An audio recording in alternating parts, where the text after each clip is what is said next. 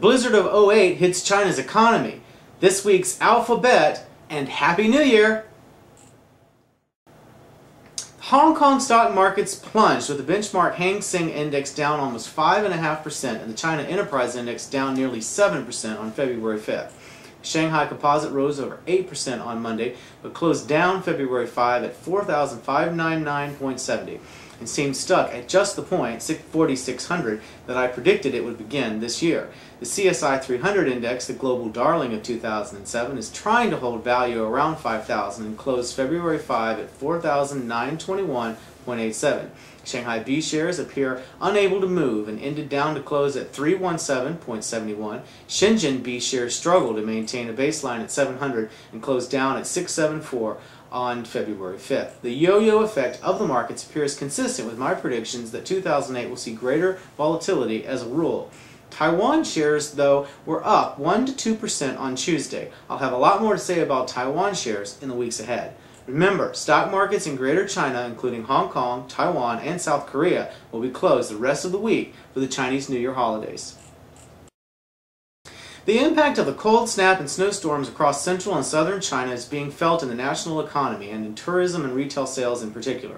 A lot is being read into the giant crowds of unhappy holiday travelers, and some sources are comparing current events to the SARS crisis in 2003, expecting major policy changes and political upheavals. I believe this is overreaction and typical of the aloof reporting on China that comes from the pages of The Economist magazine or the New York Times.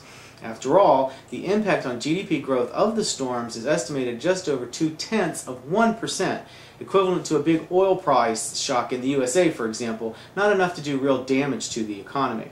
Morgan Stanley's chief China economist Qing Wang in Hong Kong believes Beijing will ease macro controls this year to compensate for slowing exports thanks to recession in the US, Europe, and Japan, and effects of this year's big natural disaster. Specifically, Morgan Stanley's call is for no rate hikes from Chinese Central Bank, People's Bank of China, and toleration for expanding money supply. Expectations are that Beijing will resort to its usual blunt policy response if growth slows. Government financing of big capital investments such as infrastructure projects. The current wisdom is Beijing cannot abide growth under 10%. The World Bank just revised its forecast for 2008 to 9.6%.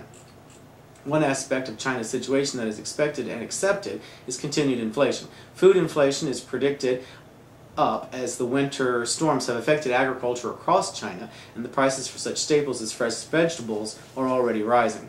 A flip side, the yuan should appreciate even faster this year. Some analysts say perhaps as much as 9% over the US dollar. Because of the uncertainties in the direction of China's economy, many analysts predict that Beijing will not ease capital controls and the individual retail investor program for Hong Kong and index futures trading will be delayed. But China's Securities Regulatory Commission just gave the go-ahead to 2 new closed-end mutual funds from China's Southern Fund Management Company and CCB Principal Asset Management Company. These are the first stock funds approved since the freeze put in place after last summer's surge in the stock markets. I believe Beijing will do whatever it takes to prevent any collapse of Chinese share prices. This week's alphabet starts with ASX for Australian Stock Exchange, with plenty of China-related action and IPOs. Li D Holdings, a Zhejiang province-based manufacturer of natural biodegradable packaging materials, is planning an IPO on the ASX to sell up to 24 million ordinary shares at 50 cents Australian per share. The IPO will close on the 13th and begin trading at the end of the month. Li D has been in business since 1987 and produces innovative materials such as cellophane made from cotton pulp. China Steel Australia Limited, the owner of a nickel pig iron producer in Shandong province, is planning an IPO on the ASX priced around 20 cents Australian. The IPO closes on the 15th with trading next month. And the Australian mining giant Rio Tinto rejected BHP Billiton's offer. The decision comes after a huge investment stake from Chinese conglomerate Chinalco, the parent of Hong Kong and New York Stock Exchange listed Chalco, of $12.8 billion financed by the China Development Bank, along with the American giant Alcoa. And the anticipated blockbuster IPO of China Railway Construction on the Hong Kong and Shanghai markets is delayed, awaiting approval. It could raise up to $4 billion. Tan Rongyao, spokesman of the State Electricity Regulatory Commission, was quoted as saying possible IPOs of China's giant State Grid Corp and China's Southern Grid Corporation is back in the pipeline, but no details were given, and approval must come from Beijing's State Assets Administration. Two really big possible IPOs to watch.